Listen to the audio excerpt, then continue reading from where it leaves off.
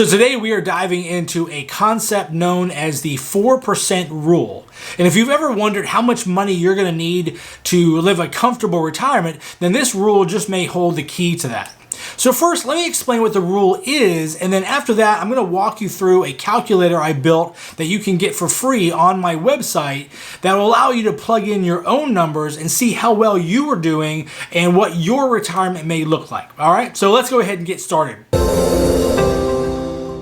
The 4% rule is a simple yet very powerful guideline that helps you determine how much you can withdraw from your retirement every year without running out of money. Okay, so that's the key. Now, the 4% rule was developed by a guy named William Bergen. He was a financial planner and researcher back in the mid-90s, around 94 if I remember correctly. In his research, Bergen analyzed historical market data and simulated different retirement scenarios to determine what would you call it, a sustainable withdrawal rate, meaning can I keep this same amount up for the entire amount of my retirement? And he wanted to see, could he do that without running out of money over a period of 30 years?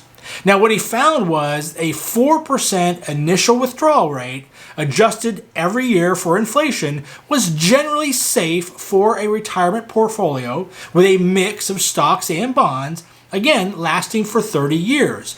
So that's a pretty good deal. 30 years is probably sufficient for most of us to last us from the day we retire to the day we die.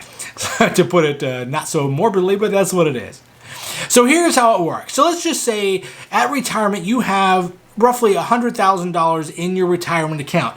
Now, for the purposes of this video, we're not going to get into what type of account that is. That could be your 401k, an IRA, just savings or investment. It doesn't really matter. Let's just say you have $100,000. If you multiply that amount by 4%, which would of course be $4,000, then that's the amount that you can safely withdraw in your first year of retirement, okay? But here's where it gets a little interesting and something to keep in mind. In subsequent years, you adjust that initial withdrawal for inflation. So this is going to help you keep up with the rising prices and make sure that you can maintain your standard of living throughout retirement. If you like this sort of content, why not like and subscribe to the channel and ring the bell so you get notified every time we drop a new video. I'd really appreciate it, and it really helps the channel out. Thanks a lot. Of course, it's essential to remember that every financial situation is unique. Factors like your specific investment mix, or what they call your asset allocation, your retirement age, your lifestyle choices, all these things play a role in how that 4% rule maybe applies to you. Your situation is not my situation, but again, this is a general good guideline or rule of thumb.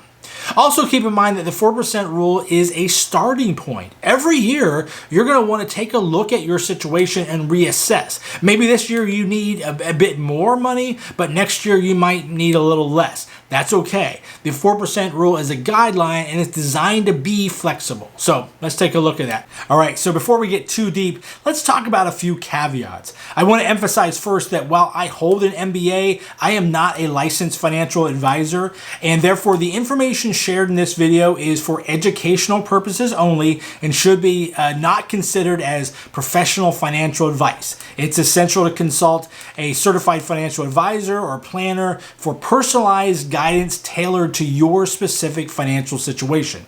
Okay, so let's go ahead and take a look at this calculator.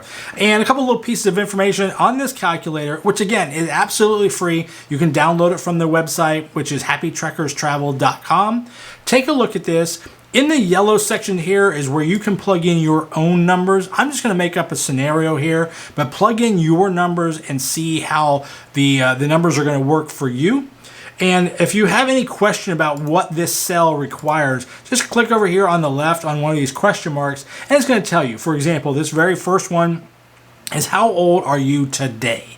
Okay, so very simple. And as you do, you'll start to see that this table starts to fill in with various calculations. That's exactly what we want to see. So let's start here. I'm going to say this person is 50 years old. I can change any of these numbers right here, but I'm going to say they're 50 years old. They are going to retire at 65. And they are going to stay retired for the remainder of their life, which we're going to say is 30 years. Now, inflation. I've got a little message over here. The inflation over the last 100 years has been just a smidge over 3%. So I'm going to use that. Last year, we all know it was very high, but next year it's already lower than it was, and it's going to ebb and flow. That is just the way life in America works. But plug in a number that you think makes sense. Again, the average for 100 years has been around 3%. I'm going to plug that in. This is your starting balance. How much money do you have right now that you have earmarked for retirement? Doesn't matter where the money is. Could be a 401k, could be in your investments. Doesn't matter. That's up to you.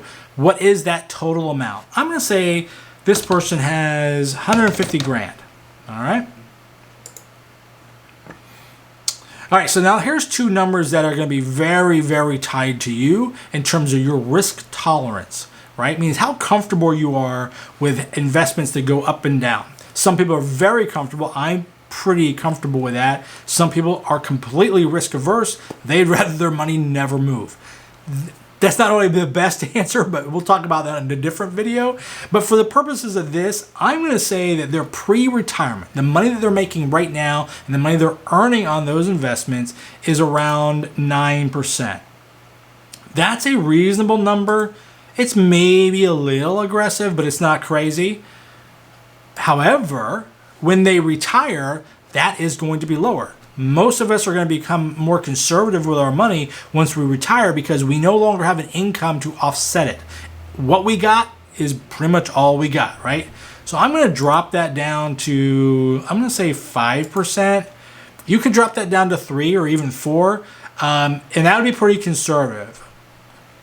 I mean, you should be able to get that without any real problem and without big volatility. So if you're risk averse, I'd say 3 or 4 would be fine. So here's where you're going to plug in your current income. I'm going to say this person makes $75,000. Okay? All right. Now, how much money do they put in every year between now and when they retire? This is like maybe they contribute to a 401k. I'm going to say this person puts in a total of about 15%. And the reason I say that is a lot of people will put in around 10%, but their company will match them 5%. So that's a total of 15%. So they're putting in 15% of their $75,000 salary. It may not all be from them, but that's what's going in. And are they ever going to get a raise between now and then? And if so, what is that going to average? I'm going to say they're going to average a 2% a year. I mean, some years are going to be more. It might be 0 or 1% other years. They might get promotions. So I'm going to stick with 2%. Again, your mileage may vary. Put in a number that makes sense to you. And okay, this is another big question. How much are you going to need at retirement? So there's a lot of things to consider here. Are you going to need every dime that you made the day that you retire? Probably not. Some expenses are going to go away. However, you may increase some expenses. Meaning, for example, if my wife and I both retire the very first year and we're not both driving to offices, do we need 2 cars? Maybe not. So that might get rid of 1 car. Are we going to stay in the same house that we're in on our last year of working? Maybe not. We might want to retire. As you well know in this channel, we will probably retire someplace like the Philippines or Thailand or Mexico or any other place around the world because we want to seek some adventure, and also those are very, very cost effective. So our income is going to, our income needs, I should say, are going to go up and down. As we get older, some expenses are going to go away completely. We may not have a house payment or a car payment, but we might have more healthcare payments. So I'm going to use, in this case, I'm going to say 75% is the number I'm going to say that I'm going to need. So on my last year of working, I'm going to factor in, the calculator does this for you, and I'm going to say my first year of retirement, I need 75% of what I made the previous year. And I'm using that number throughout the entire next 30 years. In reality, you would change that number, but for the sake of simplicity, I'm sticking with that same number. Okay. So what that basically says is once I calculate that, I add in some inflation, I'm going to need about $76,000 on my very first year of retirement. That's what I say I need. Now, do I have any income sources? Yeah, I do. In fact, my wife and I will both have Social Security.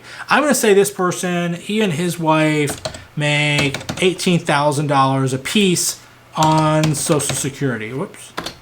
There you go. Let's say he has a small pension. And let's say they have a small rental property.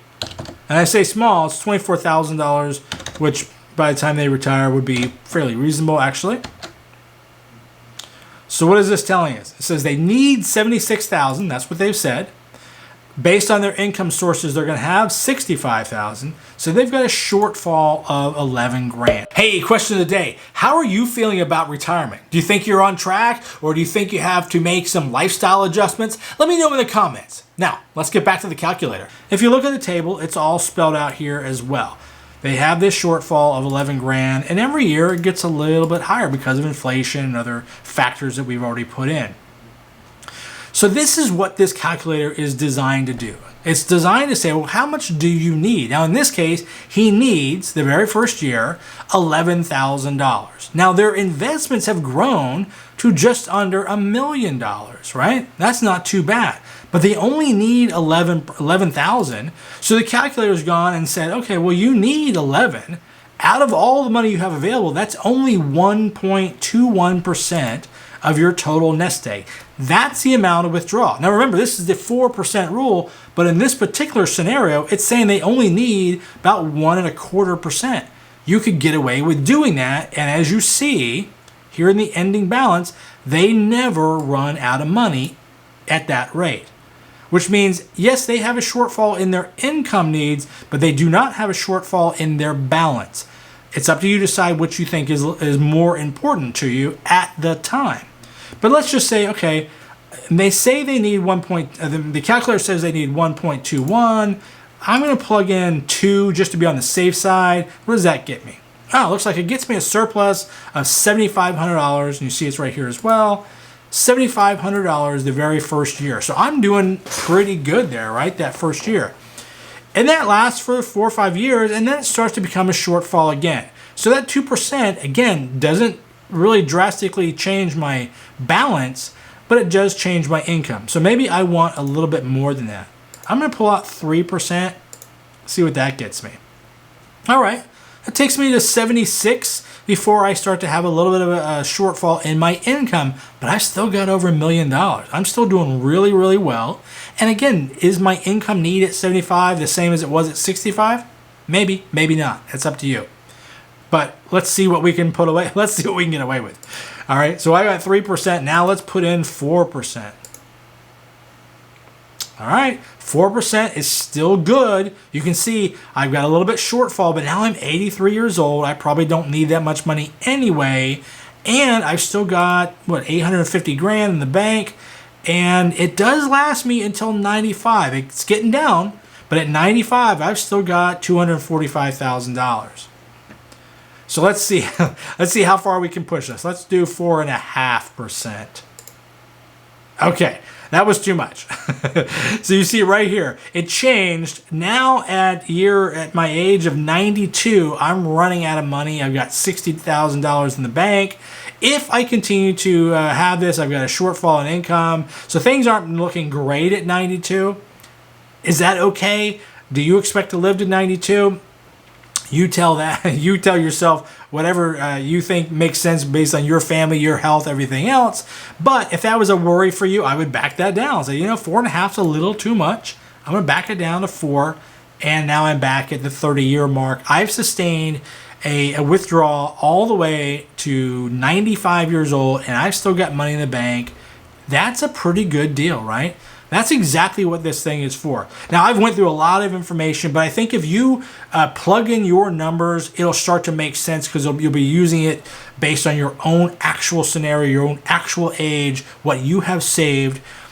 Recognize, too, all these things are flexible and they're adjustments. So if you don't need 75%, you need 50%, or you have a higher income or a lower income, make those changes. This is just to give you a general illustration of how this process works. If you run out of money, don't freak out. If you still have an income, That's the income you're going to live on. Just recognize that that day will come at some point if you don't manage it.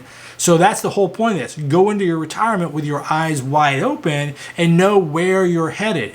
Keep this calculator, adjust it occasionally to see how your current situation is working, and let me know what you think. I'm really curious to see how this worked out for you. If you have any questions, please let us know at the website or here on the channel. Remember, the 4% rule is a helpful guideline. It's not a one-size-fits-all solution.